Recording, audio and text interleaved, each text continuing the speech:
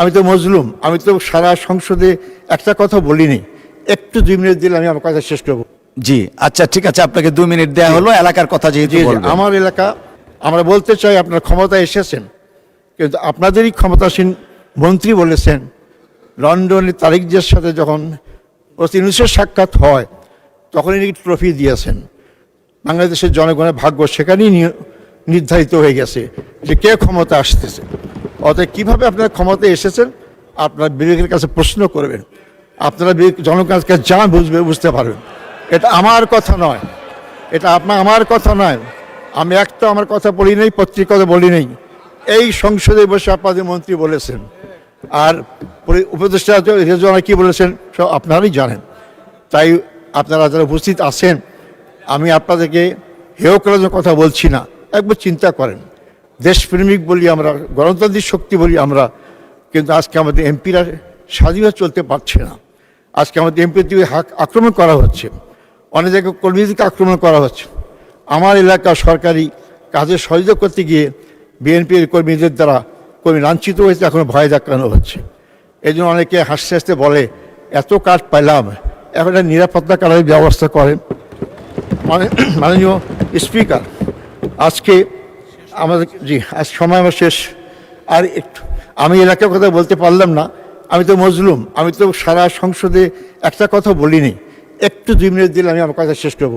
জি আচ্ছা, ঠিক আছে, আপনাকে 2 মিনিট দেয়া হলো এলাকার কথা যেহেতু বলবেন। আমার এলাকা অত্যন্ত গরিব এলাকা, উত্তরবঙ্গের রংপুর অঞ্চলের মধ্যে আমার বদরগঞ্জ তারাগঞ্জ অত্যন্ত গরিব।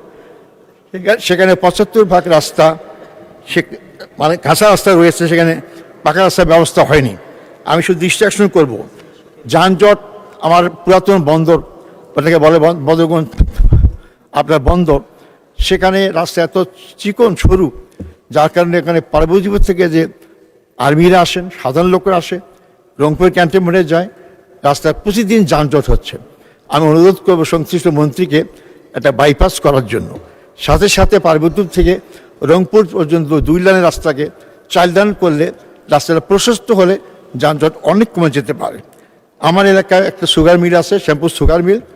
আমি এই সুগার মিল বন্ধ রয়েছে। আমাদের মন্ত্রীজন শিল্পমন্ত্রী মজিদুর রহমান নিজামী ছিলেন, তখন এটা লাভজনক ছিল, আওয়ামী লীগ সেটাকে অলাভজনক করলো, এখন বন্ধ হয়েছে। এবং মাননীয় প্রধানমন্ত্রী বলেছেন যে সে সমস্ত শিল্প কারখানা বন্ধ চালু করা হবে। আমি অনুরোধ করব খুব দ্রুত গতিতে আগামী বাজেটেই যাতে করে শ্যামপুর সুগার মিল পূর্ণাঙ্গ চালু হতে পারে তার ব্যবস্থা আহ্বান করব। হাসপাতালের কথা বললাম না, কারণ সারা বাংলাদেশ হাসপাতালের সমস্যা। হাসপাতাল আছে, ক্লিনার নাই, এত অপরিচ্ছন্ন। এটা ইমিডিয়েটলি তার নিয়োগ করা উচিত। হাসপাতাল রোগী গিয়ে যদি পরিচ্ছন্ন না পায় তার রোগ তো আরও অর্ধেক বেড়েই যায়। এই জন্য আপনারা চেষ্টা করবেন। তারাগঞ্জ হাসপাতাল 50 শয্যা উন্নীত করা হয়েছে, কিন্তু কোনো কার্যক্রম শুরু হয়নি। এই জন্য আমি স্বাস্থ্যমন্ত্রী অনুরোধ করব 50 শয্যা চালু করবেন এবং 100 শয্যা উপনীত করবেন। আমার এলাকায় সবচেয়ে মাদকের সমস্যা, সীমান্ত এলাকার বেশি কাছাকাছি, যেগুলো নষ্ট হয়ে যাচ্ছে, সেটা সারা দেশের সমস্যা। কোনো খেলার মাঠ নাই।